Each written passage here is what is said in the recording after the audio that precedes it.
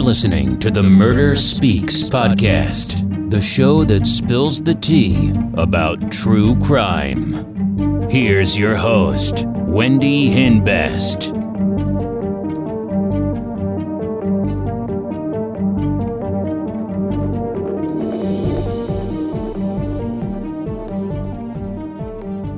Hey, welcome back to Murder Speaks. So today's real crime story is about 18-year-old Angie Zapata in Greeley, Colorado. Now, Angie was born a boy. She was transgender. Her name was Justin. But she didn't feel like herself.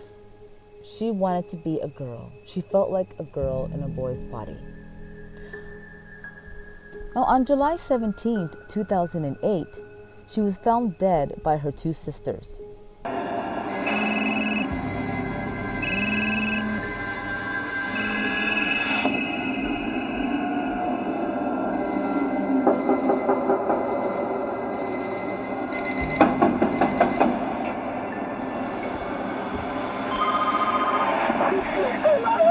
What's the address of your emergency? 2025 4th Avenue. Four guys. She's coming out. I think she's dead. A lady's laying on the ground? Yeah. She's a be I'm in her right now. She don't have any body. Now, Angie was working at a burger joint. She wanted to be an assistant manager, but her sister needed help with the kids. So she ended up moving in with her sister. She was like a live-in babysitter. Then she got her own apartment in Greeley, Colorado. Now, the morning she died, she was supposed to go and watch her sister's kids so she can go to work. And she had her sister's car. Now, they called her several times, but she never answered. So they decided to go to her house. Now, they had a spare key, and when they went inside, they found her dead. She was on the ground and was badly beaten. She suffered blunt force trauma to her head. But the police couldn't find the murder weapon. Also, her sister's vehicle was missing, and so was her phone. And the police noticed that the blood around her was dry, and she was cold. Now, CSI dusted for fingerprints. The police talked to neighbors, and a neighbor tells them that they saw her come back home and somebody let her in the apartment, but he didn't see who it was. The police questioned her family and find out she wasn't really dating anybody exclusively. She just dated different guys. But she was careful. She would tell guys that she dated that she was transgender before she dated them. She wanted to be honest. She dated a guy named Looney, also known as JJ Alejandro. Now, apparently he was controlling and had a violent past. He moved in with her for a couple of weeks, but then they broke up and he moved out. He was the police's main suspect. He heard the police were looking for him, so he went to the police. He tells the police that he did not have anything to do with Angie's murder. So they gave him a lie detector test and he passed. The police kept him under surveillance, but they didn't find any further evidence. The police questioned if this was a hate crime. They eventually obtained Angie's cell phone records, and they called the 10 most frequent numbers. They come across a number that's unknown and might be a burner phone, and there were a lot of texts sent back and forth. Now, roughly about 11 days after her murder, her credit card pinged at several different gas stations.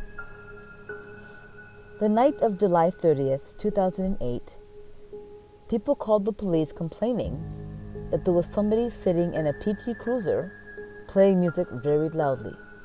Once the police get there and call in the plate number, they realize that's Angie's sister's car. And the man sitting in the car, his name is Alan Andrade.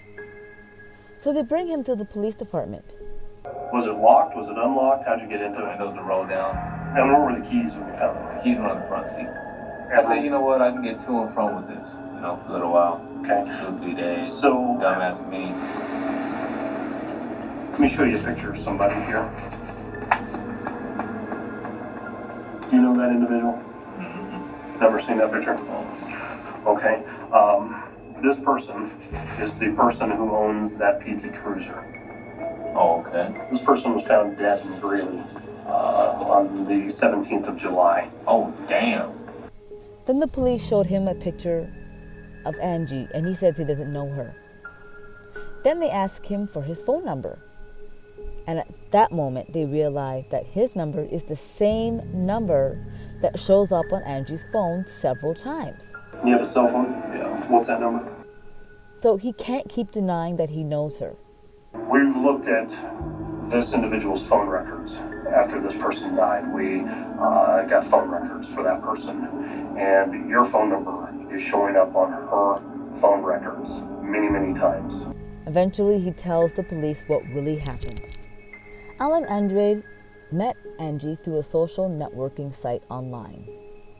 They started talking online and met each other in person. He went back to her place and they got intimate.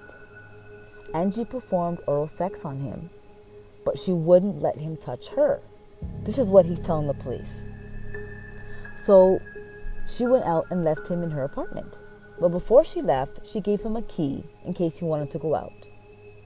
When she got back, they got intimate again, and when he touched her crotch area, he realized she was male. When he found out she was male, he snapped. He tells the police he hit her in the head with the fire extinguisher. Then he left. He says he didn't know she was transgender, but that was a lie. Because Angie would never get in a relationship with anybody without telling them that she was transgender. And also, the site they met on had a bisexual side that he visited. The police feel that he took his frustration out on Angie.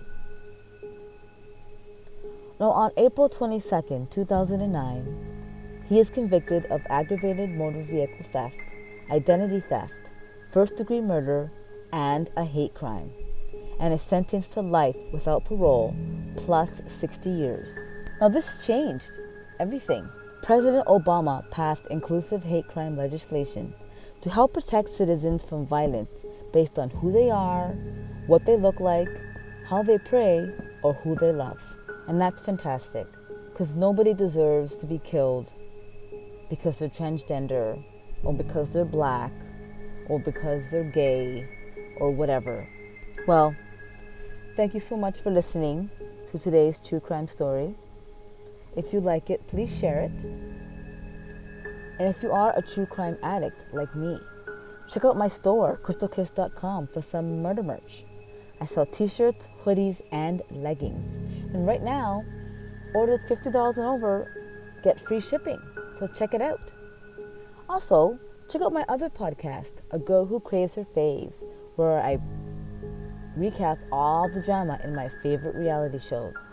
Also, check out my YouTube channel for more true crime stories. Thanks for listening. Bye.